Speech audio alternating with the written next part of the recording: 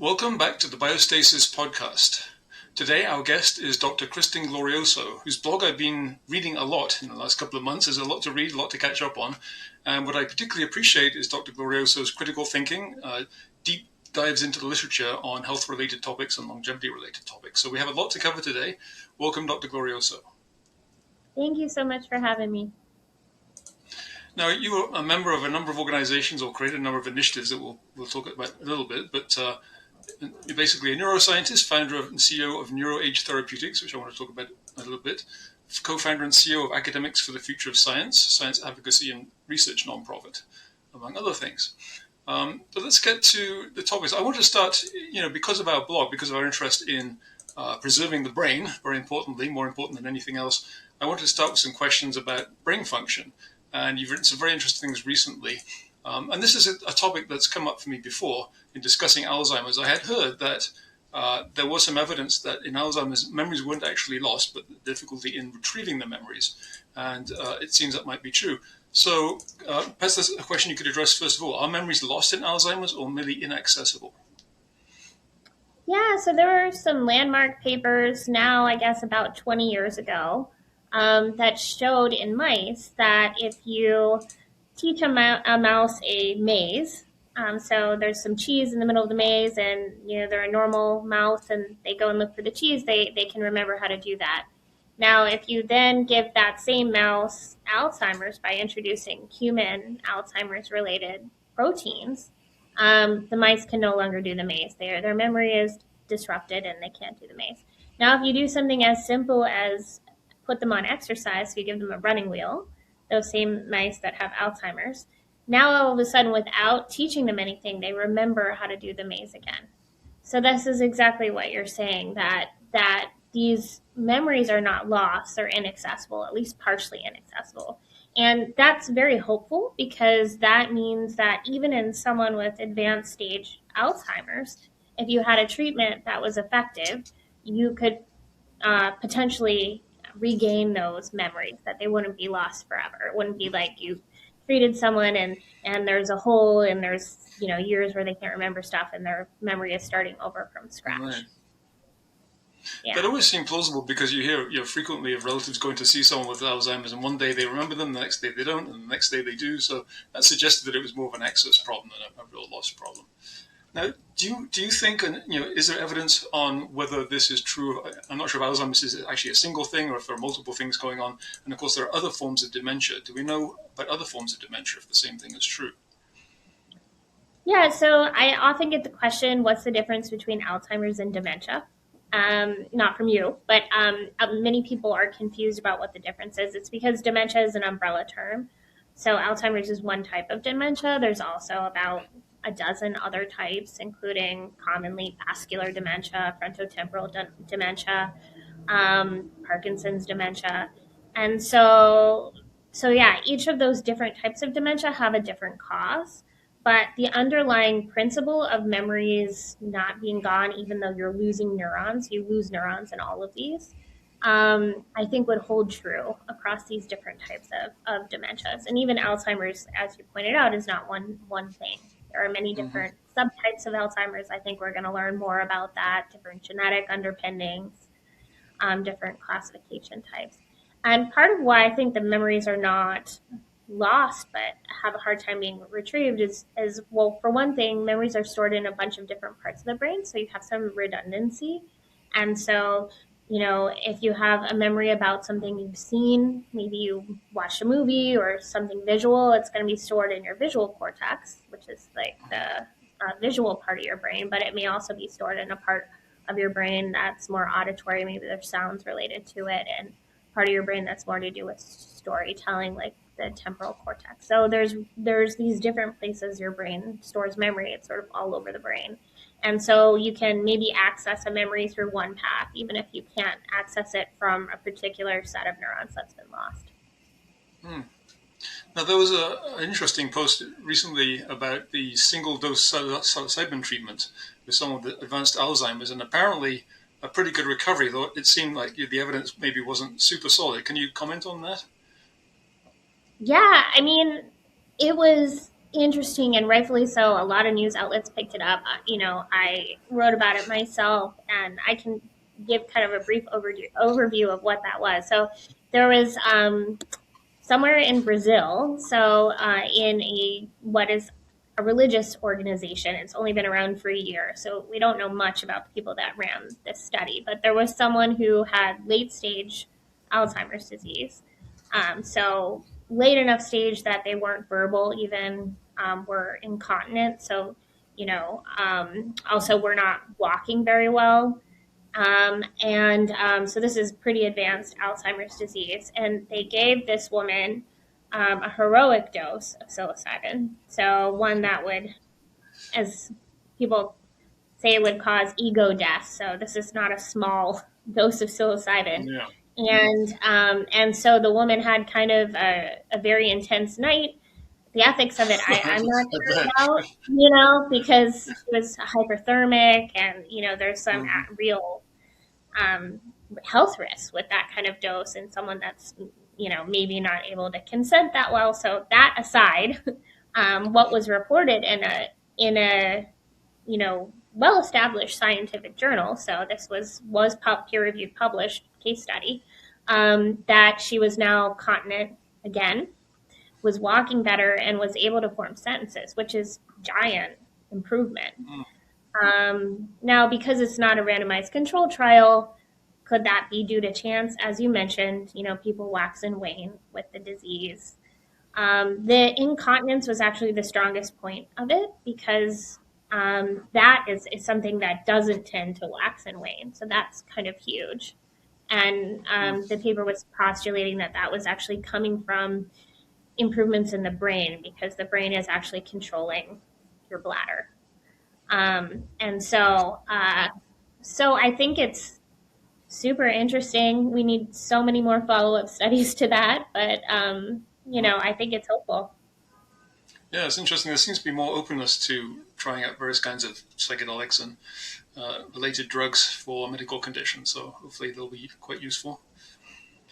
Yeah, I'm Um, very bullish on that. I mean, there was also, a paper last year by Louise Hecker's lab, who's at Baylor, and she showed that psilocybin in large doses once a month in mice extended lifespan and improved memory. So we're starting to get a number of these papers coming out, and there's a UCSF Parkinson's clinical trial being run with psilocybin right now. So I think we're going to see more and more, and we see it in the pathways in our own research. So that's really part of why mhm. I buy this story. And going back to Alzheimer's in general, over the past years or couple of decades, it's been an incredibly high failure rate in drugs and treatments. And then there was a bit of a controversy that maybe the field had been dominated by people with the amyloid hypothesis, and maybe they hadn't explored other mechanisms. And now it seems that might be changing. And you sounded quite optimistic in a recent essay that you wrote that maybe that is changing. We might see some real progress in the next few years. I believe so, and I think it's coming from a number of different fronts. So I used to think that the amyloid hypothesis was a red herring, and that's because there are people that have brains full of these toxic amyloid proteins that have normal memories, and not everyone that has the buildup in their brain goes on to develop Alzheimer's. So if amyloid was the only cause of Alzheimer's disease, that wouldn't be true. You'd see a one-to-one correlation between how much amyloid was in your brain and how good of a memory you had. And so for a while, I thought, oh, this is just completely, we've mixed up causation and correlation. People are going after the wrong thing, spending billions of dollars on failed clinical trials. I think what we've actually started to see is that the story is just kind of more nuanced than that. So I think amyloid is like cholesterol is to heart disease. So Right. it's one risk factor. It doesn't mean if you have high cholesterol, you're going to have heart disease. It just means you have a risk factor for heart disease. And so if you treat amyloid, I think you decrease your risk of Alzheimer's. Now, also similar to heart disease, the earlier you start, the better. So what we're seeing in these clinical trials and what we've learned is that the trials looking at really early stage Alzheimer's are more effective. It's more effective in people earlier on in the course of disease. And so what we really need is Alzheimer's prevention trials, because by the time you've waited for those neurons to die, the plaques have already, removing the plaques are not going to do that much. It's like you wait for someone to have a heart attack and then you lower their cholesterol. That's, you needed to start way before that. Yeah. So I think that's kind of where we're going. The other thing that the trials didn't do is they were not making sure that people with an Alzheimer's diagnosis also had amyloid in their brains. So it wasn't an inclusion criteria in many of the early trials. So probably their Alzheimer's was being caused by something else that wasn't amyloid. So we're beginning to learn all these things. That's just with amyloid. There's another protein called tau, and tau is downstream of amyloid. And so we're starting to get tau drugs. And what we've learned is that people that have high levels of tau don't do as well on the amyloid drugs. So we need this segmentation. We need to be checking for amyloid, checking for tau. And then there's even new drugs that are going after entirely other pathways. So like BioAge Labs is developing a drug called for NLRP3, an inhibitor, that's the inflammasome. So there's this inflammatory phenotype that we need to be treating that's independent of the amyloid and tau story. And I think we're also going to see mitochondrial drugs. We're going to start seeing a bunch of other hallmarks of brain aging being drugged. And people that the primary reason they have Alzheimer's are these other hallmarks, they're going to need those other drugs. Right. So, it sounds like what we really should be focusing on more is early detection and prevention, rather than waiting for people to develop really serious conditions and then treating them. Yes. Which I was going to come to this a little later, but I think maybe it follows on quite nicely as to, could you tell us about your work with NeuroAge and what is offered there and what people can learn by participating in that? Yeah, so at NeuroAge, we're helping people track their brain aging and to prevent dementia and to stay sharp now. And the reason I started the company is because I have a history of Alzheimer's myself. So in my family, my grandmother suffered from Alzheimer's when I was a kid, and her daughter, also my aunt, suffered from Alzheimer's, died recently, pretty young in her 70s, which of course is devastating to the family. And I myself have a genetic risk factor. I have an ApoE4 allele. It's the most common genetic risk factor for Alzheimer's. Just one? You don't have two, Just right? one. Yeah, I have one. Yeah. And it puts me at 2 to 3 times the risk as a general population. I think a lot of people are finding out that they have one or two of these and wanting to know, what can I do right now? Because, 45% plus of Alzheimer's is preventable. So there's this huge actionable piece that can mitigate your genetic risk. And so at NeuroAge, we help you track your brain aging. So that we combine brain MRI with cognitive testing with RNA-based blood biomarkers, super comprehensive. We give you a brain aging score and then personalized recommendations to slow down or reverse your brain aging. And we're keeping track in a privacy protected way of people's biomarkers and what, if they're having cognitive troubles or have genetic risk factors, which subtype of Alzheimer's would they have? Should they get it? And what drug might work for them. And so, and in the background, we are also in the early days of working with pharma companies to develop these personalized therapeutics for people's cognition. Very good. Yeah, one thing I read in one of your posts that was interesting was, and correct me if I get the details wrong, one particular kind of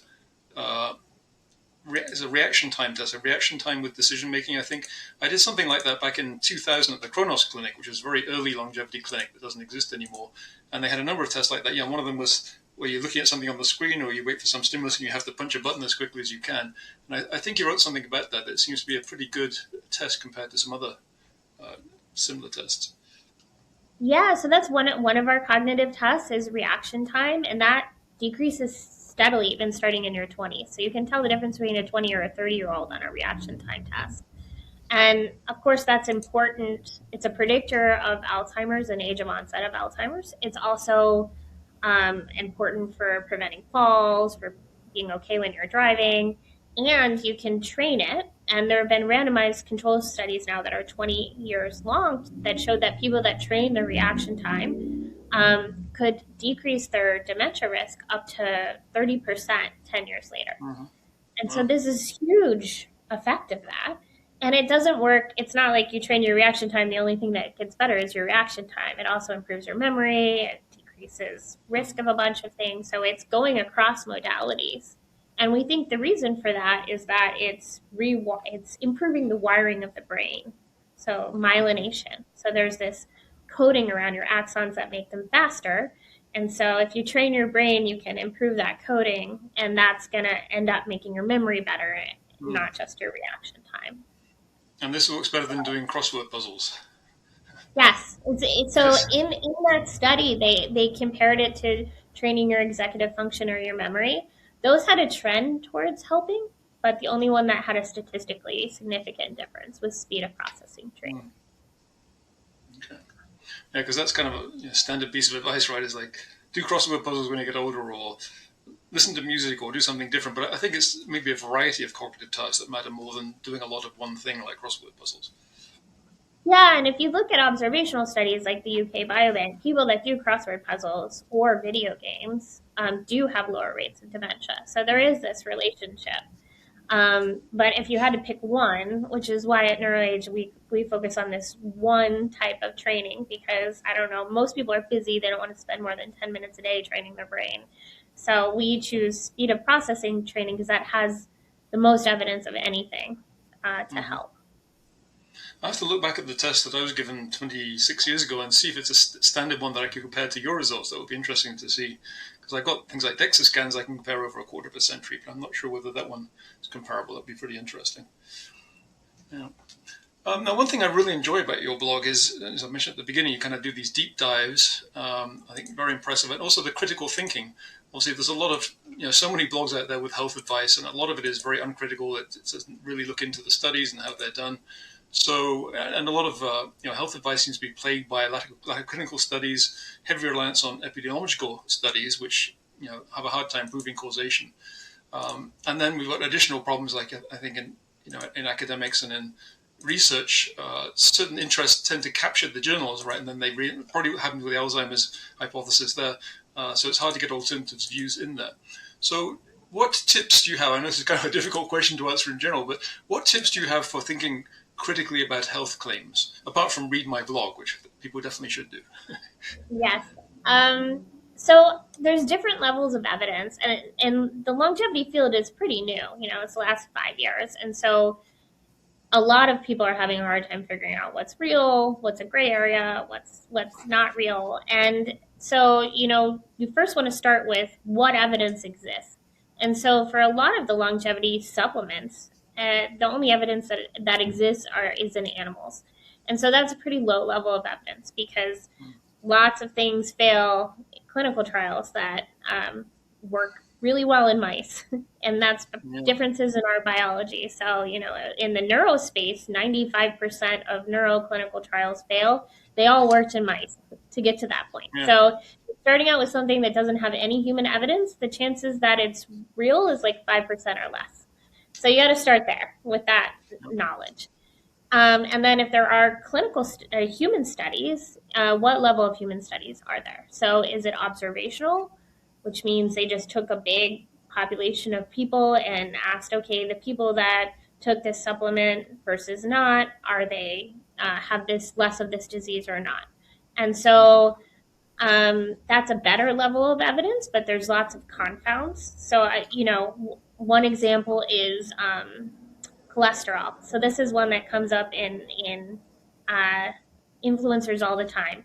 There's a camp of people that say you should have high cholesterol and it's good for you and statins are bad. And it's because of the observational studies. When you look at people that are 70 or 80 plus years old, people with high cholesterol, like 280 total cholesterol, are living longer. And so that's where that conclusion comes from, is from these observational studies. But when you ask why that's happening, it's because people with low levels of cholesterol in their 70s or 80s oftentimes have cancer. So actually that it's confounded by cancer diagnoses. If you look at a randomized control trial on people that take, a statin, actually you don't see that. You see this linear relationship between how much cholesterol you have and having lower cholesterol is universally good for you. So that's the downside of observational studies, is that there's these confounders. And then the next level of evidence is a randomized control trial. And then an even better level of evidence is meta-analysis of randomized control trials. So taking a bunch of randomized control trials and getting the answer. So you have to start off with what kind of evidence you have, and then how much of it is positive, neutral, or negative. Is it a mixed picture, or are all the trials pointing in the same way as Mhm. the animal evidence? But And so it takes a even lot. meta-analyses can be problematic, right? Because it depends on what you include and exclude, and that can be very tricky. That can influence the results. Exactly. Yeah, exactly. And how heterogeneous the different trials are. So if they're looking at the same thing or not. Mhm. So if you're combining outcomes that are slightly different, you may end up with a null result, even though if you had parsed it up differently, you'd have a positive result. Mhm. So yeah, so it's tough to kind of combine all of that, but I try to do that in my Substack. My posts tend to be pretty long because I'm going through all of that evidence, but Yeah. usually there's a section at the end that sort of summarizes it all. So if people don't want to walk through all of that, that's how I convince myself that something could be good for our clients or good for me personally to do. Mhm. Well, I'm very interested in that myself personally too. I've been practicing life extension since I was a teenager. I started taking supplements when I was in my mid-teens back in the 70s. So, yeah. And now I'm in my 60s. Of course, it gets more urgent too. What have you Yeah, you learned? mentioned cholesterol. Sorry. Oops, sorry, what have you learned? I'd love to know your life extension practices. Oh, well, most of them are not that exciting. That's the problem, is that there isn't really anything exotic that does any good right now, as far as I can tell. So it's the basic things that people don't want to do. Lots of exercise, which I'm pretty good at. A good diet, which I think I'm doing well on. Trying not to get stressed. Trying to sleep well, and have good Mm-hmm. relationships. Those are not very high tech, not very exciting sounding, but they seem like they're the things that actually work right now. For a long time, it looked like calorie restriction might be promising. And I actually was a good friend of Dr. Roy Wolfers. You might be familiar with him. He did a lot of the work there based on Clive McKay's stuff in the 30s. But Wolfer did a lot of research into this area, and it seemed to work amazingly well in all kinds of species. But then when it came to apes, they got some conflicting results, and it didn't look very promising. With humans, the evidence seems to be that it has very small effect at all. Maybe it's a seasonal effect. So that was a big disappointment. So it was one of those things that didn't work out.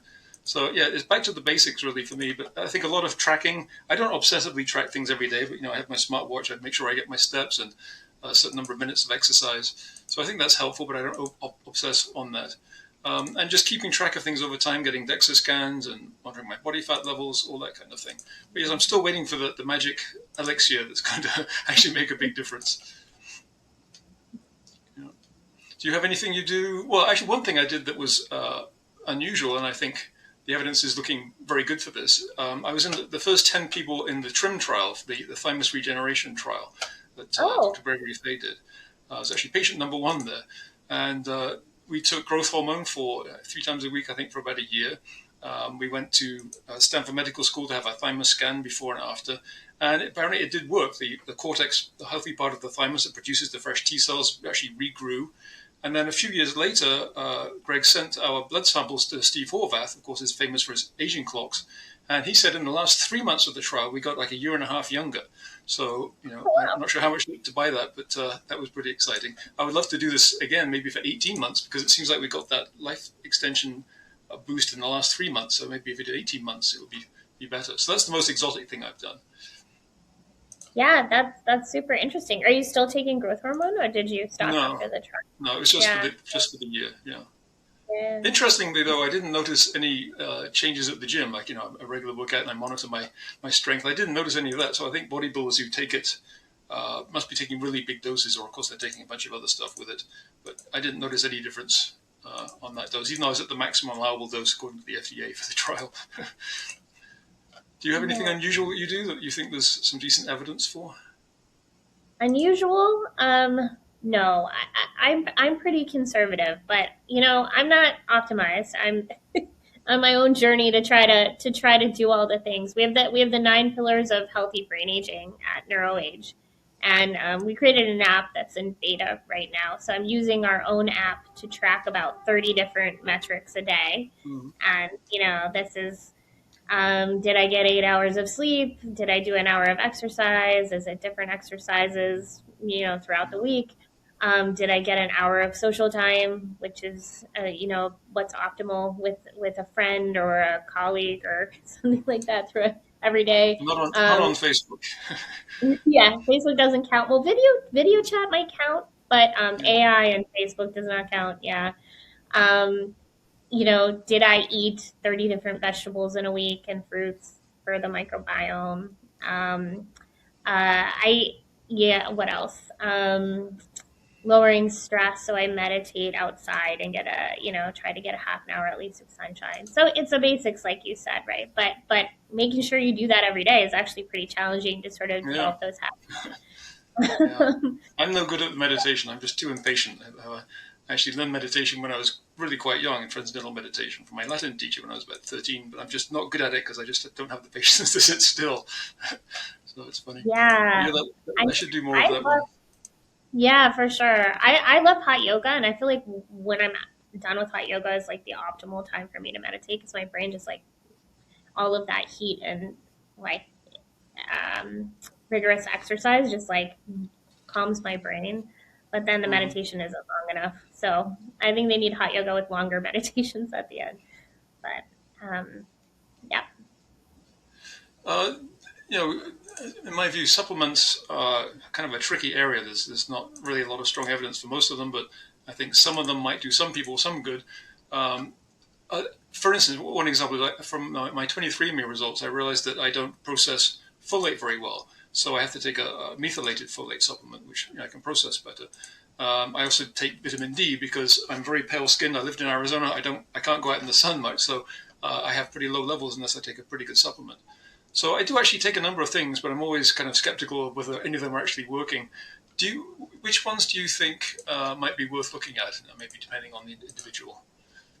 So I actually think what would be ideal is to have a personalized approach. So almost all of the vitamin levels we know are on a U-shaped curve. So if you look at vitamin D, for example, there was a study that looked at vitamin D and telomere length. 50 is exactly the right amount of level of vitamin D. Any more or any less, your telomeres start to become smaller, at least in observational studies. So there is an exact right amount. And so many people do test for vitamin D as part of their yearly checkup. But I think we should be doing it for all of the vitamins. So you can test a B vitamin level and like a function health. But I think we should be testing for all of them and then having personalized vitamins that give you exactly the right level for you Mm-hmm. and for what you're eating. That's kind of the ideal situation. And there's good evidence for B and D vitamins. The other one I think is omega 3s has pretty good evidence, especially for the brain. That one is hard to get enough of from food. I've tried. I'm a little deficient right now, so I'm considering pulling the trigger on adding a Yeah. omega 3 supplement to my regime. I haven't done it yet because I'm a little bit Yeah. resistant to taking things. I Um, actually did, I actually had something skeptical about the supplements. I don't know why the supplements would be radically different than eating the fish itself, but someone was suggesting that the supplements actually maybe don't work so well. And it's hard to eat enough salmon and tuna and other fish to get enough. So do you have a view on that?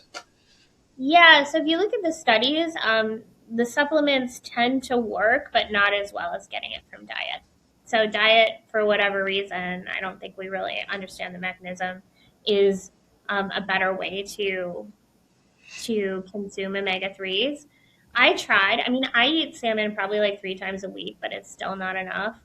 I Mm. think if you were a person that I don't like these little tinned fish, like the anchovies, but like Oh, yeah, no. that would be the way to do it. Is if you could, I also don't like that they come in the tin because that has like risk of microplastics and all the other stuff that the container comes in. So if you could get them in a jar, and but the taste is too briny for me. I don't like the Yeah, flavor of it, but yeah. that would be the ideal way. I don't know why people um, put those things on pizza. That's a very strange thing to do. But then, Anchovies on pizza. I know. I don't like it. I wish I did. they also put pineapples on pizza, which also I don't understand, but I guess it's a matter of taste. Yeah, that one I like. Well, one of the supplements that I'm seeing quite a lot of supporting evidence, and of course, as someone who does weight training, I look for these supplements. It seems that creatine, or creatine, I'm not quite sure how you're supposed to pronounce that, might actually be good not just for, if you're working really hard on a set to get that little bit of extra oomph at the end, but might also actually be good for the brain. What do you think of that? Yeah, so there's some accumulating evidence. We do recommend creatine for people who are um, not optimal on their cognitive testing. And the reason we recommend it for those people is that it's more of a nootropic than it is a neurorestorative. So, meaning we don't think it's going to bring your neurons back or rewire them, but we think it's going to improve your cognition on a day to day basis, kind of like caffeine would, right? Mm-hmm. So for those people, we recommend creatine. I don't think there's evidence yet that it can prevent Alzheimer's or treat Alzheimer's. So we're not currently recommending it for that purpose, but there are ongoing clinical trials. So that may change in the next few Mm-hmm. years with more evidence. Okay. Here's a controversial one. How about nicotine? Not cigarettes, but Nicotine. just nicotine on its own. Yes. So I'm actually pretty bullish on nicotine. So if there are, phase 2 and I think phase 3 trials being run on nicotine patches, and for Alzheimer's disease. And if you look at nicotine itself, it's actually a nootropic substance. So it's good for memory. The reason that it's harmful is the delivery method. So, people that smoke, it's bad for heart disease, bad for cancer risk. Even vaping also risks of lung disease and other things. But if you can have the delivery system be a way that bypasses all of that, nicotine itself is actually pretty good for the brain. And when you look at people that have Parkinson's, they're much more likely to be non-smokers than the general Mm. population. Sorry, got that wrong. They're more likely to be smokers than would be statistically probable. So, Mm. we've known that nicotine increases dopamine. Dopamine is reduced in Parkinson's disease, so there's a mechanism there that kind of matches up. So And smoke a lot of cigarettes and drink a lot of coffee. well, Well, don't actually, smoke them. not. Don't smoke them. Do like the gum or the patch or something. Yeah. But yes, But, uh, coffee is also has tons of evidence for mhm. being good for people. Both I think that's both from the caffeine, but even from the beans, right? The antioxidants Mhm. in the beans. Yeah, I try to drink coffee, but I don't really like the taste. I like the smell, but not the taste. Plus, it doesn't do anything for me. I've got the super fast metabolizing gene, so actually, unless I have zero for a couple of weeks, then have a really large amount at once, I won't feel anything at all. So I kind of don't really have Mhm. that incentive, but I do try to take it.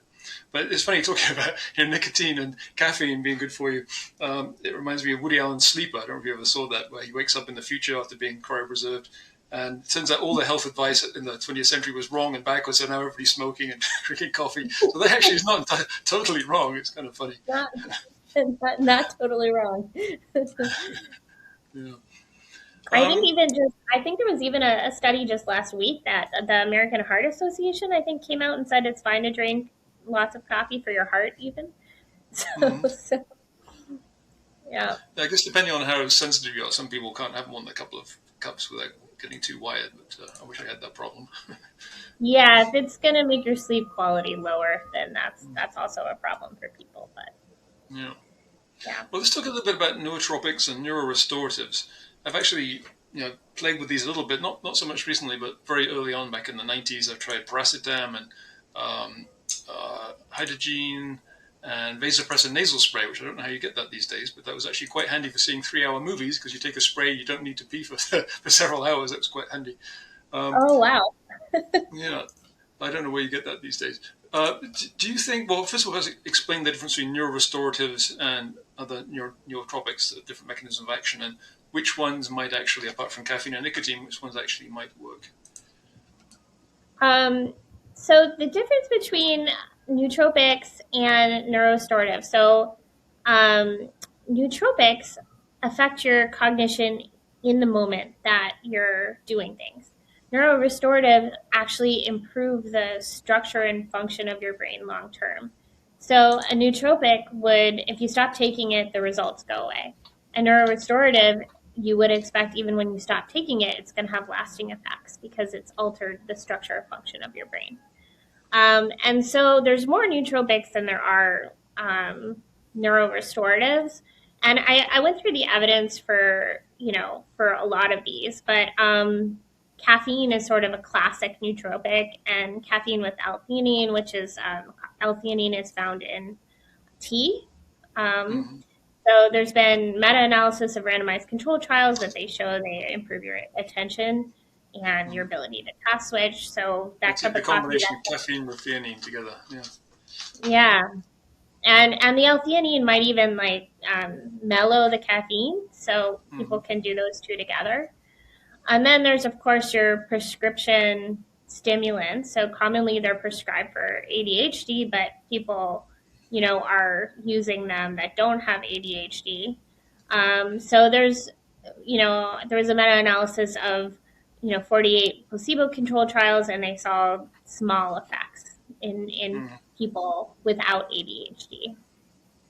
And Things then like there's Ritalin. modafinil. Yeah, this is Adderall, right? Mm-hmm. Um, and then there's some wakefulness promoting ones like modafinil, Mm-hmm. and that can increase attention and executive function. Those are prescription, but people are getting their hands on them off label.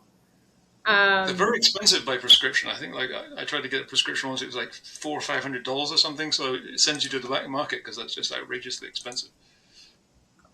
yeah. So yeah, I don't know very many people that are taking those. That's probably the reason. Mm-hmm. Um, and so uh, guanfacine is also an alpha 2A adrenergic agonist. Sorry, adrenergic agonist. Is That that the is, cough suppressant? Or did you say guaifenesin? yeah, yep.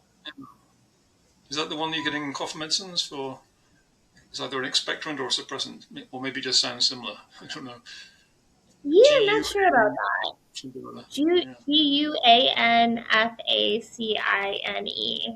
it sounds pretty similar. Yeah, huh. Check on that. Yeah, and so that one has the biggest effect in people with ADHD, but it has some small effects in healthy people. And then, of course, creatine, which we talked about, and the other one is Bacopa Monnieri, has meta-analysis of 9 trials that showed improvements in memory and attention. Hmm. Yeah, I've taken So that's modafinil a number of times, but I find the problem with that is it doesn't focus me in the right direction necessarily. Whatever catches my attention, I'll spend a lot of time doing it, and then I've spent several hours doing something I didn't mean to do. So it doesn't really seem to help for me, at least. yes, yeah, that checks out.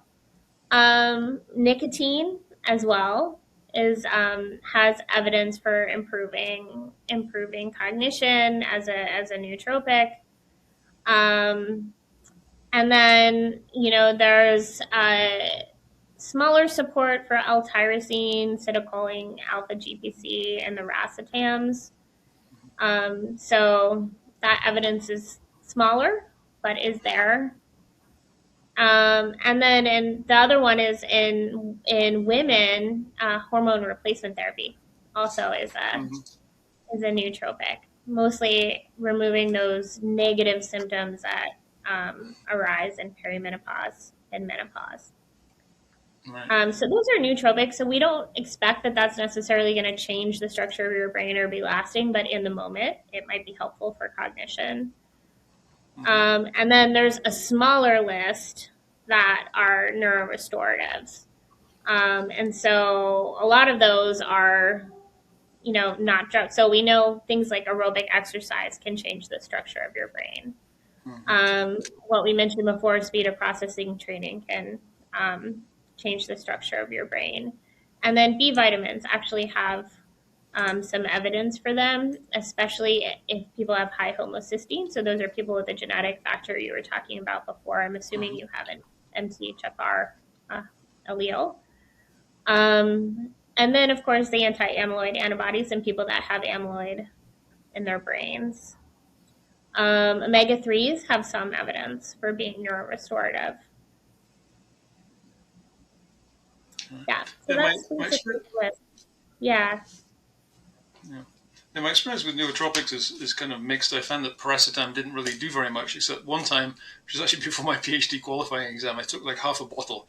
It's extremely Oh, non-toxic, wow. and I had no side effects. But that's the only time I'd noticed an effect. I was standing in the corridor of the philosophy department, which is modeled after a Tuscan monastery. It's all stone walls, and I was suddenly acutely aware of the echoes in the room, and I was super focused during my exam. So, but I had to take a big dose of the stuff to do that. I think it's really not very strong on its own. Wow. Yeah. Yeah. I haven't I tried it was myself. Yeah, Yeah. I was more risk taking back then. I was in my 20s. I tend to be more conservative now. Yeah, that's here's a question on resistance training. So, I personally don't really enjoy aerobic training that much. I make myself do it along with stretching, but I like to do weights. But I also think that a lot of health advice emphasizes aerobic exercise and has often neglected resistance exercise. So that seems to be changing a little bit. What is your take on that? Is it given too much credit compared to aerobic training? Too little credit? Yeah, so the if you look at the clinical trial evidence, including ones that have pitted aerobic versus resistance training does have a lot of good evidence. It's at least as effective as aerobic training, if not more. And actually, what shows up, and we even see these on brain scans, is that you need to do all the different types of exercise. So what we see is that when we look at people's brain scans, the type of exercise that ends up being recommended is often the type of exercise that people don't do, because they tend to do different things and have different functions. And so the highest evidence is for about an hour a day, 6 days a week of training, an hour and a half a day, equally split between resistance training, aerobic, and something more balance related like dance or Tai Chi or boxing or soccer. So if you kind of that's kind of the ideal thing. But resistance training definitely has a place in that. And I'm sort of the inverse of you. I like cardio, but have historically not lifted a lot of weights. Um, and so I've recently this year gotten into weightlifting with a personal trainer. So that's been Right, you mentioned fun. that on your blog recently. You're getting a Yeah. trainer. That's good. Yeah, it helps to have someone who actually knows what they're doing because there's a lot of bad advice in the gym. And there's actually a really good place I'd recommend, Stronger by Science, which is run by these 6 exercise physiology PhDs who, kind of similar to you, they really dig into the literature, look at the studies, and see what works, and they're really good. So if you want evidence-based stuff, Stronger by Science is a good place to start. Yeah, that's great. And we're actually, so as part of this younger biological age contest that we're running, we're going to have a 2 day a week exercise group program in San Francisco that we're designing that's like longevity workout routine. And so it's going to be part Norwegian 4x4, which people are going to love that.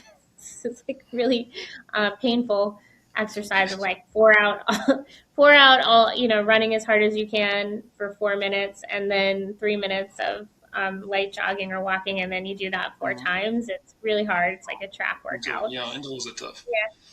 And but then also all of the measurements that have an association with mortality, so grip strength and uh, sit to stand time. So how many times can you sit out of a chair? Mhm. How many seconds does it take you to sit up and down out of a chair 5 times? And so that's lower body power. So if we're going to be like training for each of those different things. Mhm. So for me, I've I just did started my, doing I just So I just did my grip strength yesterday, so I have to boast about this. I got 138, I think, which is pretty wow, good for that's my. super impressive.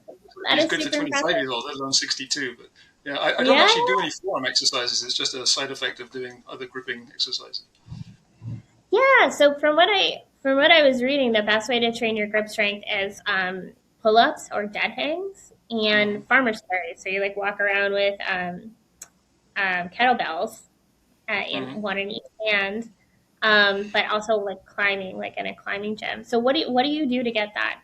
What exercises are you doing Well, as to get? I don't do anything specific. It's just gripping for doing curls or for doing pull downs, that kind of thing. So I don't actually do direct forearm exercises. I have a couple of devices around, but I never seem to use them. Yeah, that one seems Uh-huh. important. The sit to stand test is interesting too. You have to have strength, balance, and kind of explosive power, right, to get a good score on that one.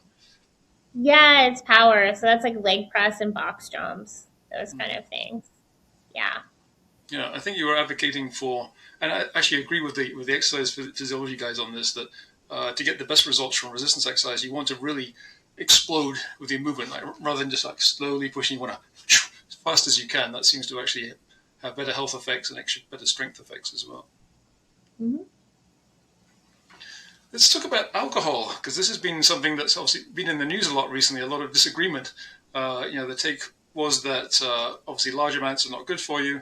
But small amounts probably good. Look at the French and so on. And now there are some people saying the best amount is 0. What is your take on that, and how good is the evidence on this? Yeah, this is one that makes me sad. As a person of Italian heritage who loves, a long dinner with some pasta and red wine, I can tell you, writing the article I wrote on alcohol made me very sad. So it's coming down on the side now. All the evidence is pointing to no level is good for you, and unfortunately, and this is another case where looking at the type of evidence is so important, because it's really the observational studies that were telling us that low levels of alcohol, like 1 or 2 a day, were actually better for you than not having any alcohol at all. Mm-hmm. And that red wine in particular was like the one that was good for you, not beer. And so those were confounded by a number of things. So people that tend to drink red wine also tend to have a bunch of other things about them that they do that could contribute to health. They have the money to buy a bottle of red wine, right, for instance. So that means they probably also have the money to go to a doctor or afford a gym membership. So it was highly confounded. And when they used a technique called Mendelian randomization, because you can't do an RCT and randomize people to drink, it just wouldn't really be ethical. So they used a technique called Mendelian randomization that is the next best thing we have to an RCT. It uses your genetics to say, okay, people that are genetically predisposed to drink more or not, what is their health outcomes with that? And what it showed is that people that were more genetically predisposed to drink had higher incidence of cancer and were less likely to live long, and so that was totally went against what the earlier observational studies showed. Now I will say that the magnitude of that effect is very small. So if you're looking at dementia outcomes, for instance, being a 1 to 2 day having 1 or 2 glasses of red wine a day is a much smaller harm than say not wearing hearing aids or having an ApoE4 allele, like the genetic risk factor I have. It's much, much smaller effect. So, if people do want to drink a glass or 2 of red wine and then they also do everything else right, that isn't the biggest deal in the world. But if you want to be absolutely optimal, it would be not having alcohol. Right. Okay. Yeah, that's disappointing. At least we got the nicotine and caffeine left to us. That's something. Exactly, and we don't have to be completely calorie restricted. I'm actually pretty happy about that. Yeah. It's interesting. You mentioned hearing problems. So I remember reading this in one of your posts that people with hearing problems, if they don't use hearing aids and other kinds of sensory problems, if you don't compensate for them, that causes more likely to allow dementia to happen or to magnify it. That's an interesting finding. Not really that surprising, I suppose. Yeah, it's use it or lose it. So we really do see that when you sensory deprive yourself, or if you don't do certain things, it ends up showing up. So same thing for glasses. People that don't wear glasses that need them also end up with brain atrophy in those regions. Mm-hmm. Talking about evidence and confounding factors and all that, reminds me of the topic I don't think I had on the list here, and I'm not sure if you've written about it. I don't think I've come across that. That's the topic of blue zones. I've been kind of doubtful about blue zones from the beginning, and the more I read about them, the more skeptical I became. It seemed like there are a lot of confounding factors there, and some of that research was maybe not that well done. Do you have a take on the blue zones idea? Yeah, so I think there's 7 or 8 of them. So this is Sardinia. There's one in Costa Rica. Loma Linda, California. Yeah, Loma Linda, California, which is interesting. It's like this strip of inland California. And the thinking with that is that, it's mostly vegetarian, very community focused, and they don't drink alcohol for religious reasons. And maybe that's what's contributing to that blue zone. Um, I don't know. I think the jury is still out. Certainly, it's all observational, right? So there's tons of confounding factors for these blue zones, and even some people think part of it is death records. So people are cheating to get their dead, pretending to be their dead relative to get their pension or Yeah, whatever. there seems to be quite a bit of that going around. Because that was common back in Stalin's day. Stalin liked to boast about the long-lived people in Georgia. It turns out that a lot of those don't exist, and now apparently people in Japan and elsewhere claiming pensions of people who've been dead for decades sometimes. So yeah, that's a big problem. Yeah, but they do have a lot. They do a lot of things in a lot of those blue zones that make a lot of sense. So a lot of them are sort of coastal, and so there's this seafood omega-3 connection, right? A lot of them walk a lot, are very community oriented, so spend a lot of time with each other. Tend to eat fresh diets. So I mean, it makes sense that they would be blue zones, Mm. but I think we don't really know Yeah, because it's observational. yeah. It's kind of like I don't know. They say they eat a Mediterranean diet, but then the more you look at that, the less clear it is what the Mediterranean diet actually is, and if it's what they actually eat in the Mediterranean. So that's a kind of a confusing one as to what the best diet is. Yeah, I mean, most of the RCTs though on Mediterranean mind diet are pretty convincing, I think. But Mm. that one. So I do recommend that over like a ketogenic diet or one of these other diet fads that are going on because of the RCT evidence for that. But what is it? Yeah, I mean, I think it's like high fruit and vegetable and olive oil and not a lot of saturated fat. Mhm. Yeah. Yeah, so I wanted to ask you about cholesterol. We mentioned that before, and it obviously relates to what we've just been talking about. A lot of people say if you have high cholesterol, you're going to have heart disease, and it seems like it's rather more complicated than that. So usually when I'm getting my measures done, I don't just get LDL and HDL. I'll go get the NMR test, which looks at the size of the small particles, the density of them, how many oxidized particles you have. And that seems to me pretty relevant because if they're not oxidized, then they're not going to attach to the endothelium and do the damage to the lining there. So I think total cholesterol doesn't seem to me to be a very strong predictor, within a reasonable range. What do you think about that? Yeah, I mean, I think looking at LDL specifically and the particle type and size is good. There are a lot of people now that are being pretty aggressive about cholesterol treatment with the PCSK9 inhibitors. And from what we see, there isn't really a floor in those trials, but there's a lot of caveats with that. So they didn't go down as low as some people are advocating for. But my own personal view is to keep cholesterol in the normal American Heart Association guidelines, but maybe at the you know like not to go super below that or super above it. So I'm sort of I think moderation is best now because there's a lot of controversy around it, and that's kind of where I'm coming out on that. I Mm-hmm. myself take a statin.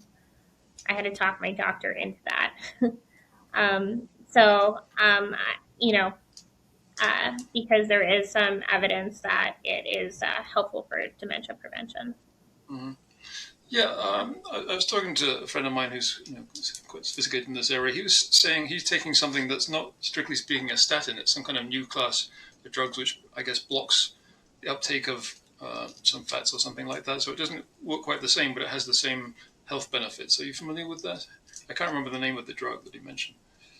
It's not strictly a Yeah, statin, but a similar thing. and it's not a PCSK9 inhibitor. That's like the newest drugs that have come Yeah, out. maybe that's what it is. Yeah, it kind of reminded me of cholestyramine from back in the 80s and 90s, which was a powder you could put into a drink and it would supposedly prevent the absorption of cholesterol from your food. I don't know what happened to that, but I knew someone who used to take that. The people GI side effects probably with Yeah, that. yeah, I think so. Yeah. So what about, one thing we haven't mentioned, which is obviously in the news a lot these days, is GLP-1 inhibitors, which seem to be, doing all kinds of good things. It's an almost implausibly large number of things, but of course maybe that's the biological pathways involved. What do you think GLP-1s are good for, and are there any downsides to using them? Yeah, so I think GLP-1s inhibitors are the first longevity drugs. I think that's going to come out. I think they already qualify as that. So my definition of what a longevity drug is it affects multiple age-related diseases and is affecting a known aging pathway. And so GLP-1s, at least in mice, are neuroprotective, so they're preventing neurons from dying. They're also preventing pancreatic cells from dying, so those are insulin-producing cells. And so that is an effect beyond weight loss, beyond glucose regulation, into actually protecting from cell death through the PI3 kinase age 1 pathway, and that's a really well described longevity pathway. And we know they're good for heart disease, they're good for diabetes. There's at least in observational studies they're good for dementia. Although there was a recent clinical trial that they showed a null effect for Alzheimer's, but I think they needed to start earlier. Is sort of my read on that trial. So I do think we're going to see that. Of course, the side effects that people point to, one is muscle loss, and that's a big problem. But studies have shown if you do resistance training and you eat enough protein when you're taking the GLP-1s, that is a side effect that can be abrogated. So not everyone's going to have that muscle loss. I think a lot of people are taking GLP-1 so they don't have to exercise or diet. So I'm actually wondering, is it evidence for people who are already doing the right things? Does it really help them much, or is it really for the people who are not eating well and not exercising that it has the major effects? Well, it does in mice, and the jury's still out in people. So I think those studies have not come out yet, like microdosing in healthy populations. I think we definitely need those studies. I was microdosing GLP-1s for a while for the brain. The side effect that I'm currently worried about most, because I do exercise, I eat enough protein, so I'm not as worried about the muscle loss, but is the face feature. So I've had a number of dermatologists scare me, saying that they can tell who's on a GLP-1 or not from looking at them. Ozempic face, right? Yeah. The Ozempic face, yes. Yeah. And so in the younger contest, one of the things we're measuring is face age, developed at Harvard by this Harvard oncologist. And so it takes your selfie age and tells you how old your face is. And so I actually think I can't use the GLP-1 to try and win this contest because I think it might ruin my face age. So I stopped taking it for that reason. But I do think in people that are, I think they're taking the full dose. Yeah. Yeah, I mean, those are the kind of studies we need, right? To really understand. There's other people that say that they can take it for a couple weeks and then not take it for a month, and they still get the food noise decrease, even though they stopped taking it. So it's like intermittent dosing. I think we're going to see all of those. Somebody's going to run all of those studies so we can get good answers. I think there's a bit of a training effect. If you don't eat certain foods for a couple of months, then it's easier to avoid them. So I find that I've kind of given up pretty much all sugary stuff right now, and I just don't feel even tempted by it anymore. I'm basically the same biology, but I've kind of trained myself. It just isn't even tempting. So I can believe that people can go off it and still, for some period of time at least, maintain some of those benefits. Yeah. Well, since this is the Biostasis Technologies podcast, I have to ask you on your views on biostasis. I don't know how familiar you are. We used to talk about cryonics, but today we talk about biostasis. I think it's a better term, and it's also more encompassing because it includes other forms of preservation. Is biostasis something you would consider if you became terminally ill? Yes, I actually would consider it now. So I don't have a cryo plan myself, although I am in the contemplation phase, thinking about it. And I do know a number of people that are in that field. So I know some founders in this space. So yes, it is something that I'm considering. I think I'm more worried about the practical parts of it right now than the actual scientific parts. Will the legal structure be around and past for hundreds of years? Because I think that was a problem in the 70s, right? There were people that the company went under, and then the bodies Yeah, the Chronic Society of Yeah, California by Robert yeah, Nelson. Yeah, but that hasn't really happened now in decades. It's been pretty stable. Organizations kind of are set up in a much more stable fashion, other than the Russian organization, which is very Russian. But Alcor Foundation's been around for 52 years, 54 years now, and Chronics Institute's having its 50th anniversary. So they seem to be a lot more stable these days, because there's always unknowns in terms of the law and the legal status. But I would imagine that the more evidence that accrues that people preserved under reasonable conditions are recoverable, at some point people are going to have to look at the law and start according them a status like someone in a long-term coma, for instance. So I think that's quite yeah, likely to happen.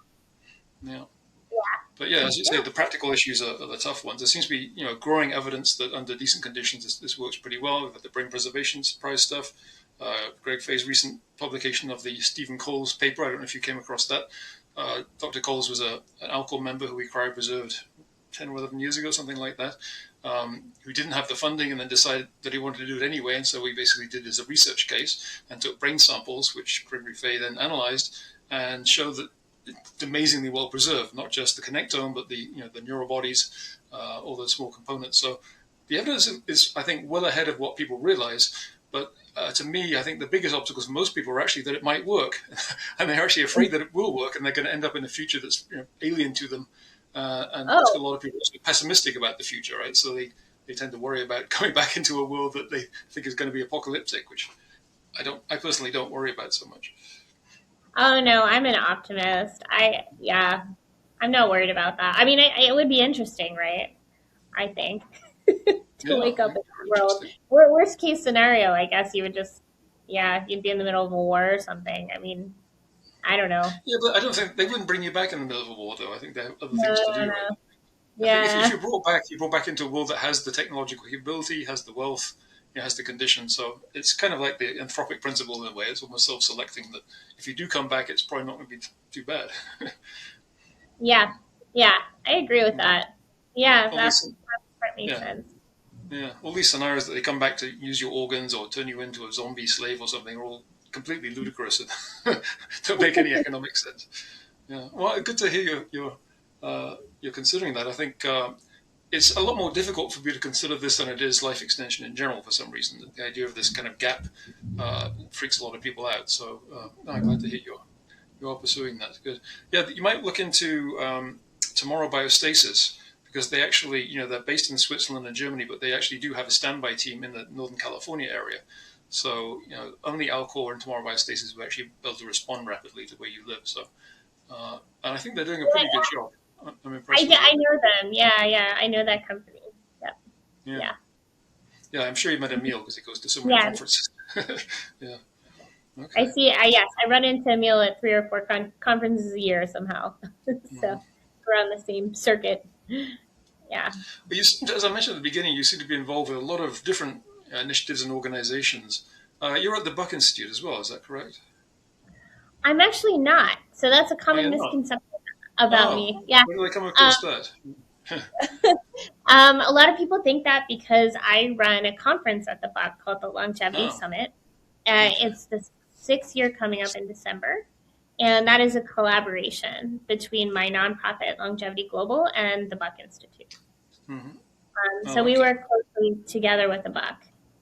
But yeah, no, I did my postdoc training at MIT, and before that, I did an MD PhD program at University of Pittsburgh and Carnegie Mellon joint program there. So yeah, but Okay. friends with people at the Buck. Yeah. So, And you have another organization that's, I have to look it up, sort of an academic organization. Where is that one? Oh, well, Longevity Global, that's not the one. There's another one. I so forget. so Academics for the Future of Science Yes, is that was it. Yes. so that's a parent nonprofit of Longevity Global that I started when I was a postdoc at MIT. It's science advocacy in general and community building Hmm. in science. And we started that to try to increase the NIH budget to get more science funding in general with letter writing campaigns and conferences. And eventually, that's a very hard problem to solve. So we haven't done much with that recently. Moving policy is difficult. But we ended up having several branches of Academics for the Future of Science, so that fall within that umbrella. So during the pandemic, I started the Global Health Research Collective. So we had um, people in 20 different countries around the world doing COVID pandemic prediction, published a bunch of papers. It was all volunteer run. That And was you had a really very fun. successful prediction model, I think I read. Yes. So I entered the XPRIZE and I had the top COVID prediction model in the US out of 104 teams, including teams out of Columbia and Mila and Microsoft. So that was that was really it's kind of what I was doing during the pandemic. It's my sourdough bread baking. My version of sourdough bread baking was, COVID predictive modeling. Um, and that we haven't done much with that recently for obvious reasons. COVID is mostly died down and become, a regular virus. Mm-hmm. And then I started Longevity Global in about 4.5 years ago in San Francisco, and it started as a hike and a beach party in the Bay Mm-hmm. Area. I was looking for more community in the longevity space. I was new to San Francisco, and quickly people said we were called Longevity SF, and quickly people said, "Well, how do I join from New York or Boston?" And so we ended up calling ourselves Longevity Global, and now we have chapters in 20 cities around the world, including places as far as Hong Kong and Tokyo and Australia. And we're hosting these science conferences that bring together people with startups, people, investors, researchers, all into the same place to build in the longevity space. Maybe we should do something in the Phoenix area. A community being important to life extension. It's hard to find other people who share these interests. So we could do. We do. So our first Phoenix chapter event is coming up. So I'll send you the Oh, details. Yeah, okay. I'll have brand to new check that chapter out. in Phoenix. Yeah. So I just Google Longevity Global and Phoenix or something, or events. We have not announced that event yet. So I will Okay. send you the details, but I think it's going to be in the next month or two. And we Okay. have a newsletter. So we'll keep you posted on the newsletter if you join the newsletter. Okay. Very good. Yeah. Okay, so we're coming towards the end. I'd like to know. Well, someone asked me to ask you what is your most popular post. So I'd be interested in that. But I'm also probably more interested in what are you working on for the next few weeks. Yes. So my most popular post is a post about cancer risk reduction. So it's how to reduce your risk of cancer from 20% to 2%, your risk of late stage cancer. And the answer to that is more screening. So you don't get diagnosed with late stage cancer if you catch it at the early stage. And many cancers are not, there's no screening that's standard that picks them up. So, for example, Steve Jobs with pancreatic cancer and Beau Biden with glioblastoma, which is aggressive brain cancer. Both of those, if picked up earlier, could have been treated, right? So, glioblastoma, which is an aggressive form of brain cancer, often has earlier precursors in your 20s that are little things you can pick up on a brain MRI. So if everyone did a brain MRI, your chances of being diagnosed with an untreatable glioblastoma go way down. And there's other things like EGD, which looks at your gut tract, the Gallery test, which is cancer screening I've blood done that one, test. yeah. Yeah, that Yeah, supposedly catches about 50% of cancers. So I guess if you do it every year, you're gonna catch most of them. Hopefully. and it, Yeah. it catches some of the rare ones that aren't picked up by other screening. Also, starting all the screening earlier. So, like 10% of breast cancers happen in your 30s, and the standard guideline says don't get a mammogram till you're 40. I think everybody should be doing mammograms starting in your 30s and colonoscopies starting at 35, right? Because those windows are Yeah. population based for insurance companies. But, think about it, we should be moving all of those earlier. So if you do all of that, you put all of those steps together, your lifetime risk of late stage cancer diagnosis is only 2% versus 20% if you don't do the screen. So this is a tenfold difference. So And that's I my most only, yeah, yeah. I only got my first colonoscopy earlier this year, which is pretty bad. Although I have done the blood test before. They're called stool tests and that kind of thing, which are not as good. But if you do them frequently, not too bad. But honestly, it was not a big deal at all. I don't know why people avoid them really.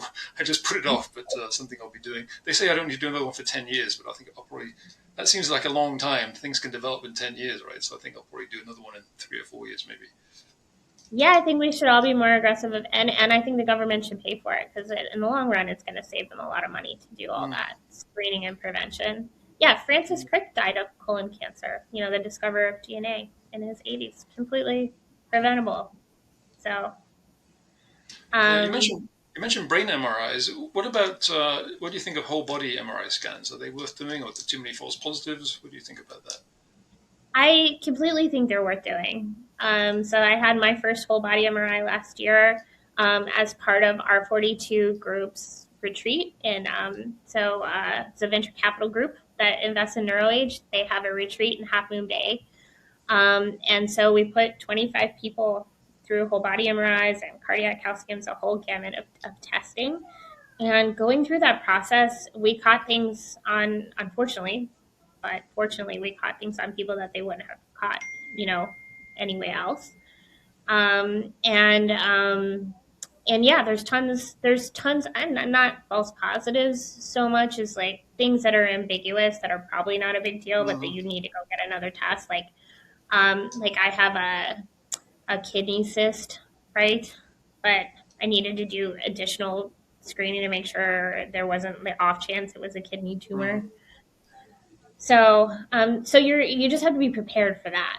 You're going to need to do follow-up testing. Probably they're going to see something that you're not sure what it is. And, but sometimes they're going to catch things that early that you didn't know about that it's going to save your life. And I think anything that has that potential upside of saving your life, all of that additional cancer screening is like $3,000 a year. Of course, that's not accessible. Was it covered by insurance for you? Was insurance covering it for you? No. Yeah. I've been thinking about getting one. I guess I'll have to do that. Yeah, I would recommend it for sure. And then what have I been working on? That might be a good post for you to do, is to look at the different kinds of scans and cancer screening tests and all the kind of things that we've been talking about that probably most people aren't really aware of. Maybe all in one place. That would be a good post. Oh, that is my most popular post. So that's why I was saying all of that. Oh, it is. My most popular post is that one. Yeah. I guess that's one I haven't read yet. So okay. Yeah. Yeah. Okay. And then what have I been working on for the last 2 weeks? So we've been really excited about the Younger contest. So that is a contest. We're partnered with True Diagnostics, which does epigenetic biological clocks, and Harvard Space Age out of MGH. And then we have some additional, at the Ultra tier, some additional partners that are giving tests that aren't even on the market. So Vero, which is Stanford, Tony Weiss Corey company spin out, proteomics organ age clocks. And so we're measuring people on all these measurements, including the function, so sit to stand, grip strength, VO2 max. You get a baseline, and then you have 6 months to try to decrease it. And it's a giant under IRB clinical study. We're going to publish the results with what people did. And it's going to be a lot of fun. So I'm quitting drinking. I'm doing this exercise program, and I'm going to be blogging about all of it. So so that's what we've been working on, is just sort of. Actually, I posted a comment on your blog about that, because it occurred to me that some people might try to game the system here. They might, for weeks beforehand, they might overdrink and not sleep enough and get themselves stressed out and not exercise, and then go back to normal plus at the beginning of the test. But I guess there's not much you can do about that, really. Well, we're trying to discourage people from doing that. So there's 2 different tiers. You can either be the youngest in general. So because some people are going to come in already optimized, probably you would be in that tier, right? You're already been doing for 40 years the right things. So, you're pretty close to optimal. So you would get the Forever Young award if you won that. And then there's other people that would get the Younger award, which is they move the most. So there might be some people that are going to go for the Younger award and like really make themselves like sick by overeating pies or something before starting. But we're hoping that having those 2 different tiers is at least going to mitigate that a little bit. Yeah, so the Forever Young one is not the amount of change or improvement, but objectively the overall how good you're doing at your age. Okay. Oh, maybe Yeah. I'll enter that then. Yeah. Okay. Yeah. All right. So that's what's coming up. Anything else in the pipeline? Um, well, we're going to be announcing our mobile app soon. It's in beta. So that has a brain training game and the lifestyle quiz and our AI assistant that you can talk to, Nora. That is coming up. We also have a bunch of conferences coming up. So Brain Optimization Summit in October. So that's during SF Tech Week. So it's going to be a day of brain tech and brain rejuvenation drugs. Should be fun. And then the Longevity Summit will be coming up again December 9th and 10th at the Buck. So that should be a really good one. And then the Younger Contest is having a kickoff January 10th and 11th. So we're having Steve Horvath there and Eric Burden and, a lot of people involved with the clocks and physicians to give you tips and tricks to lower your biological age. Okay. Well, I may enter that contest and hopefully make to one of these summits. Where is the Brain Optimization Summit taking place? Here, this is NeuroAge HQ, so in San Francisco, in Potrero Hill. Okay, well, that's just an hour and a half away. Okay. All right.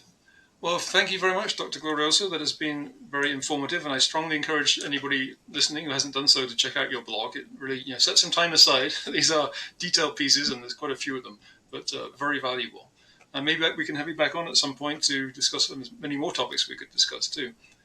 But it's really been a pleasure. Thank you. It's been so much fun. Thanks for having me. Okay. All right.